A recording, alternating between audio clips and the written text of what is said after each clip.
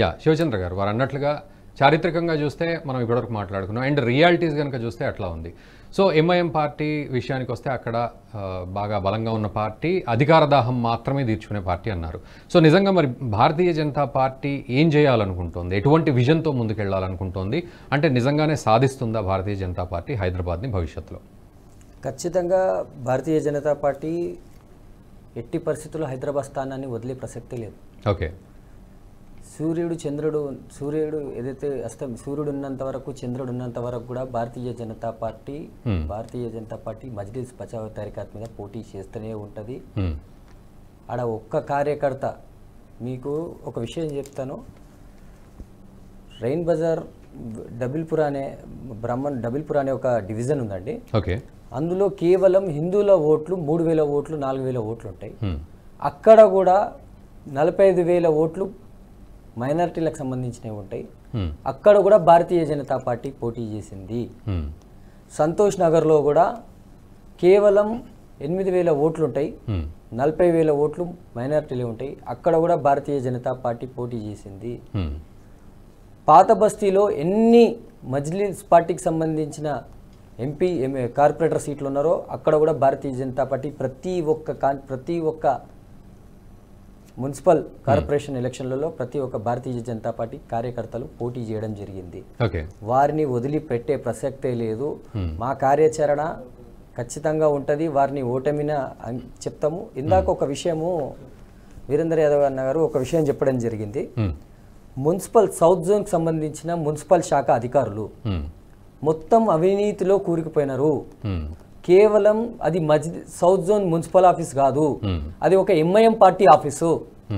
ఎందుకంటే అక్కడ ఉన్నటువంటి జోనల్ కమిషనర్ కాదు, మజ్లిస్ పార్టీ ఏజెంటు. అక్కడ పోలీస్ అధికారులు కూడా ఎవరన్నా సరే వారికి వ్యతిరేకంగా మాట్లాడితే వారిని వెంటనే ట్రాన్స్ఫర్ చేయడము, వారిని బదిలీలు చేయడము, వారిపైన అక్రమంగా కొన్ని ప్లాన్ చేసి వారిని ఇరికించడము, ఇలాంటి పనులు చేస్తుంటారు. అక్కడ ఉన్నటువంటి పోలీస్ అధికారులు కూడా వారికి ఒత్తాసు పలకకపోతే వారిపైన ఇట్లాంటి దాడులు చేయడం జరుగుతుంది. ఇప్పుడు గతంలో అనేక మంది పోలీస్ అధికారులు కూడా వారికి భయపడడం జరుగుతుంది. ఇప్పుడున్నటువంటి మున్సిపల్ ఆఫీస్లో ఇప్పుడు ఇందాక అన్నారు ఒక కాంట్రాక్టర్, అతనికి ఏమీ తెలియదు, బీ తెలియదు, కానీ మజ్లిస్ పార్టీ కార్యకర్తలను పెట్టుకొని ఓటర్ ఎన్రోల్మెంట్ చేయడం జరుగుతుంది. దీనిపైన సమగ్ర విచారణ జరిపించాలి. ఎలక్షన్ కమిషన్కి మేము విజ్ఞప్తి చేస్తున్నాం. ఒక్క ఇంట్లో 300 ఓట్లు ఉంటాయి. ఆ ఇండ్లు చూస్తే 100 గజాల మీద ఉంటుంది, 100 గజాల మీద 300 ఓట్లు ఉన్నది చూపెడతాం. అది ఎలా సాధ్యమైంది?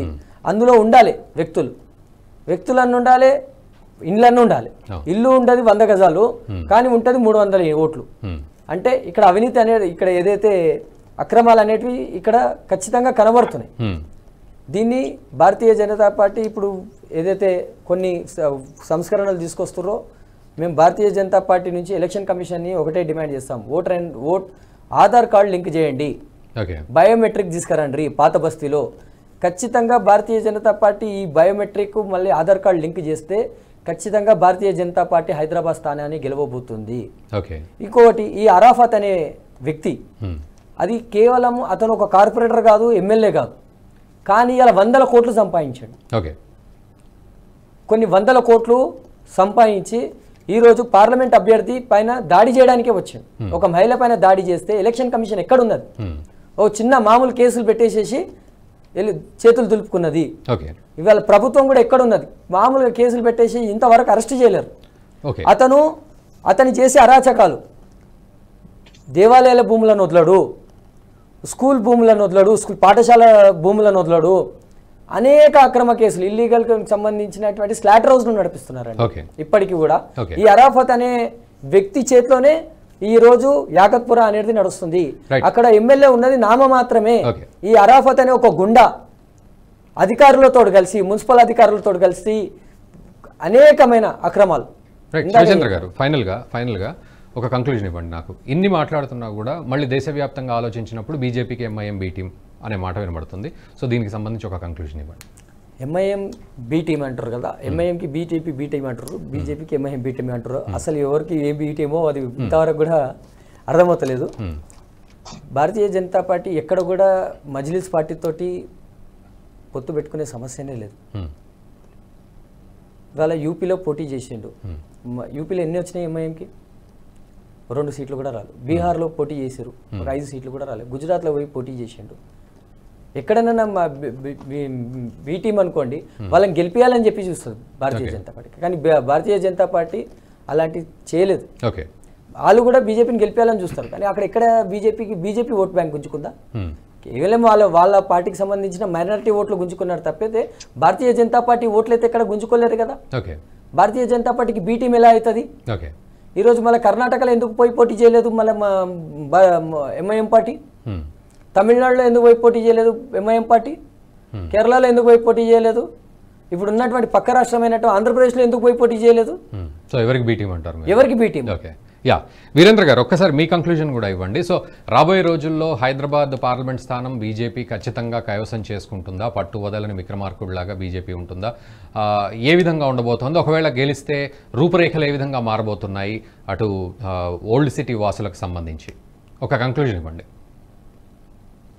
చాలా క్లారిటీ ఇస్తాను సార్. ఒక్కటి క్లారిటీ ఇచ్చే ముందు ఒక్కటి మీకు చెప్తాను. కంక్లూడ్ చేయండి. ఏ విధంగా జరుగుతుంది అది. ఇప్పుడు ఎలక్షన్, ఇప్పుడు హైదరాబాద్ పార్లమెంట్ క్యాండిడేట్ కి ఐడెంటిటీ కార్డు ఇస్తారు. ఏంటి, క్యాండిడేట్ ఆయన క్యాండిడేట్ అని ఒక ఐడెంటిటీ కార్డు ఇస్తారు. తర్వాత ఎలక్షన్ ఏజెంట్ అని ఉంటారు. ఎలక్షన్ ఏజెంట్ కి ఐడెంటిటీ కార్డు ఇచ్చే ముందల ఆ క్యాండిడేట్ ఆధార్ కార్డు తీసుకొని ఈ క్యాండిడేట్ ఎటువంటి వాడు అని చెక్ చేస్తారు. ఇతనిపైన పోలీస్ కేసులు ఉన్నాయి, ఈయన రౌడీ షీటరా, ఇటు మంచి వ్యక్తి, అల్లర్లు సృష్టించే వ్యక్తి, గతంలో ఈయన స్టోరీ ఏంటి అని చెక్ చేస్తారు. మరి నిన్న యాసర్ అరాఫత్ అనే వ్యక్తి నిన్న పబ్లిక్ గా మెడలో ఐడెంటిటీ కార్డు వేసుకొని తిరుగుతున్నాడు. అతనికి ఈసీ కమిషన్ ఎట్లా ఇచ్చింది ఐడెంటిటీ కార్డు అతనికి? అతను ఒక రౌడీ షీటరు. అతని పేరు పైన అనేక రకమైన పోలీస్ కేసులు ఉన్నాయి అతని పైన. మా దగ్గర హిందువులు ఏ విధంగా అయితే మా భారతీయ జనతా పార్టీలో అనేక మంది లీడర్లు ఉన్నారో వాళ్ళ పైన కేసులు ఉంటే, ఎటువంటి కేసులు?